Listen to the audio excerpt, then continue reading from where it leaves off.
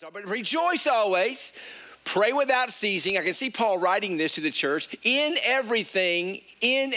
Notice it doesn't say for everything. We'll talk about that next Sunday. But in everything, give thanks, for this is the will of God. And I see Paul writing this to the church, and I see the church reading this, and they're kind of going, whoa.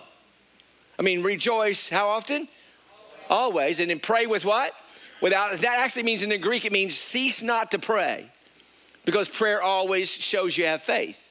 And so if we live by faith, and we're supposed to live by faith, if the just live by faith, and they do, then one of the ways that we show we live by faith is we just don't let life live, right? We live through life, and by faith is how we live. So we don't cease to pray about everything. And then he says, in everything, give thanks. And we get all of that down to there. There's another verse that says, count it all joy when you fall into various trials. I don't really like that verse.